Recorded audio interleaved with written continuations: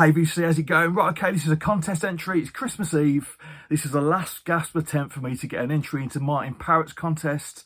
Martin Parrott, the vinyl scavenger, has been making videos in the VC for 10 years. That's right, I'll say that again. He's been making videos in the VC for 10 years. That's a glutton for punishment if ever there was one. So what you've got to do, you've got to show 3 musical wormholes or rabbit holes, however you want to phrase it, that you've gone down this year. So starting off, there's no needle drops, anything like that. I'm just going to show a load of records. So first up, when it was Black Friday, I don't really do Black Friday, but what I was going to do was show a load of albums with black record covers, black sleeves, you know. So in the end, I couldn't be asked to make the video, but I did listen to all the records. So this is the rabbit hole that I went down. So stuff like Queen 2 by Queen, Back in Black by AC/DC, Paranoid by Black Sabbath, Massive Reality by Black Sabbath, Dangerous Magical Noise by the Dirt Bombs. That's a great record. Black Nasty, that's a proper full-on funk record, fantastic. The Funky Lloyd Price Orchestra, obviously Mr. Personality himself, there's a couple of funky gems on there. Prince, the Black Album, what a record that is. I found a lovely original copy of that this year, so I've spun that. The Cult, Love, Stone Cold classic. She Sells Sanctuary, still one of the best songs ever recorded.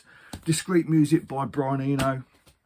Nice bit of dub from Nat Birchall. Horace Andy, one of my favourite albums of 2022. Midnight Rocker, and obviously the Midnight Scorcher follow-up on the dub record. Isn't that also a gem as well? But there you go. Stuff like Paul Weller, Wildwood, one of my favourite records of all time. What else we got? Richard Hawley, True Love's Gutter, lovely reissue of that. Michael Kiwanuka with Love and Hate, I spun that one.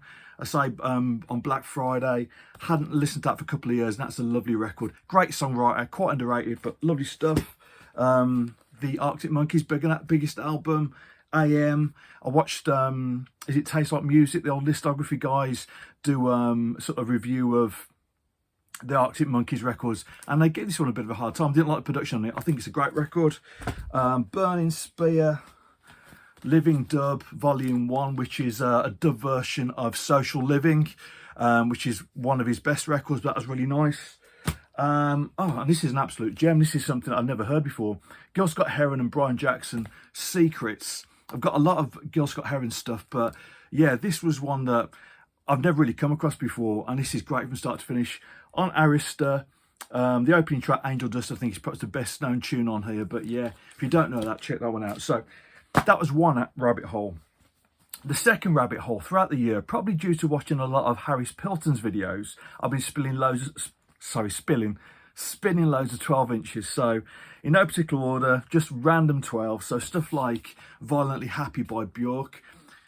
This first album debut is just fantastic. All of the 12s are great. I think I found out at the beginning of the year, so I've been playing that. Stuff like The Flirts and Passion, a big influence on the Pet Shop Boys early stuff. A nice cover of Bowie's Golden Years by Loose Ends. I found that for £1 at some point. Yeah, I quite like that. It's a decent cover version. I think something that Martin might appreciate. Therapy with a Short Shark Shock EP, which opens with Scream Major, which is quite a big tune back in the early 90s. And finally, Mint Royale, Don't Falter, which features Lauren Laverne on vocals, probably best known as a broadcaster now, but obviously she was in Kaniki back in the day, and I think this is a great pop tune. So that's the second rabbit hole. The third rabbit hole is earlier in the year.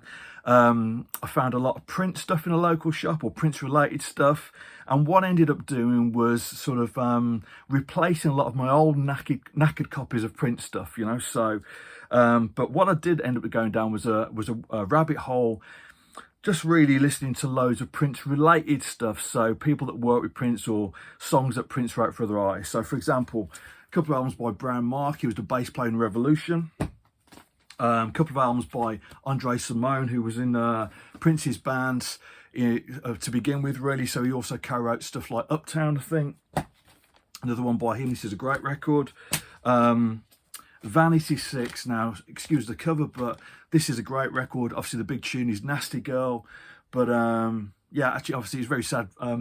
Vanity passed away just a couple of months before Prince did, but drug-related stuff really, I think. But that's a really nice record and great to hear again.